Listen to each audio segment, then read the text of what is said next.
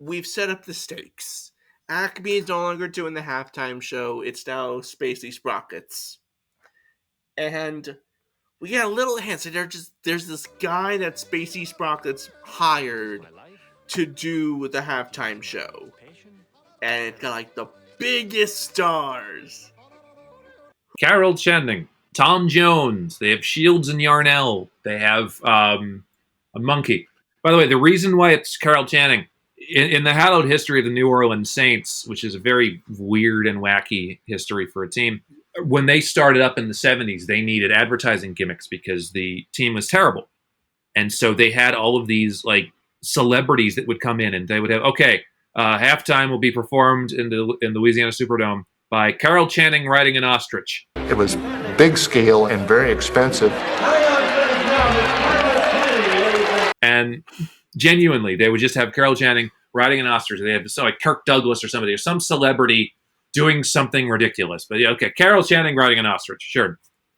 As a matter of fact, the Saints until the year 2000, the year we're actually talking about, had not won a playoff game. They'd made the playoffs, they'd never won playoff games. So what they decided to do in this 2000 game is they did a voodoo ritual on the field at the Superdome with a full voodoo priestess sacrificing an animal, I believe, with a bunch of Louisiana area musicians, including Dr. John, who they interviewed him back after he did this, and he basically said something to the effect of, I was right behind Ava K. Jones doing that sucker. I was doing my little thing right behind her. Which is a very Dr. John I was doing response. my thing. That's a very Dr. John response. And I'm just here for the fun. I'm just doing my music. I was at the right place at the wrong time, evidently. See what I did there? Yeah. It's the one Dr. John song I know, other than the Cruella de Vil or the whatever ends the Holes movie. Or down in New Orleans, the Princess and the Frog. Yeah, he does sing on that. Yeah, I forgot about that. Randy Newman. A duet between Randy Newman and Dr. John, which is a really funny concept because neither are very coherent. Yeah, it's funny. Randy Newman, he's worked with... Well, it's so funny. Randy Newman, he's worked with the Dr. John. He's worked with Elton John. He's worked with all the Johns. He's worked with all kinds of Johns. Yeah.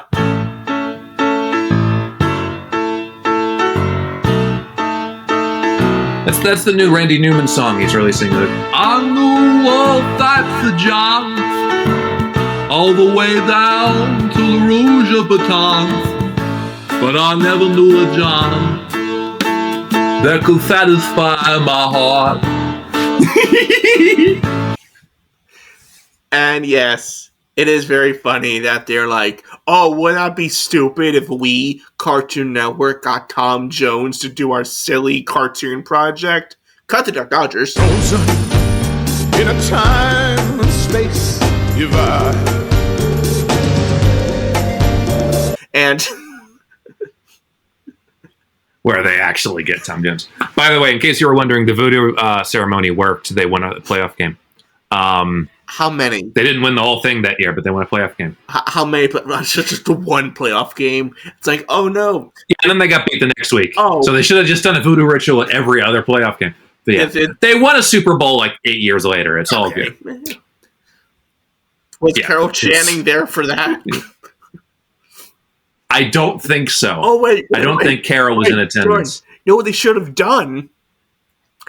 They should have just sacrificed Carol Channing.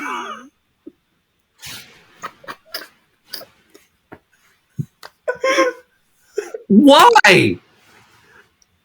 Carol Channing brought them so much good luck and good memories. What I thought you were going to say, I think this is a perfect more by sacrificing herself.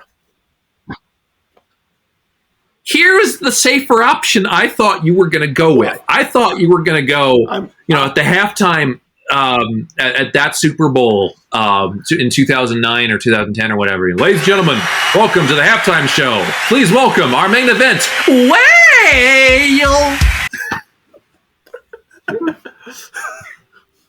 Boo! Keep up, Beaky.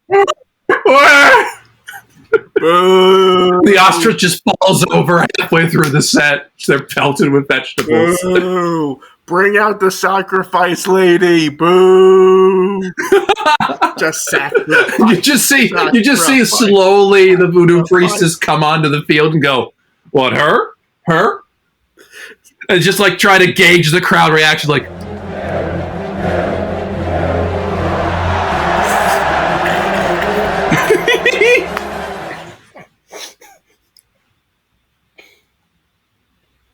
well. Oh, yeah, I'm going to piss off so many Carol Channing fans, and that being three people. The Channing stands, as they're known. Fuck. We're going to get hate mail tomorrow. It's like, "Dear Jordan and Mark, well, we didn't like that joke." Surely you must be the son of God. Anyways. Well, surely you must be the son of God.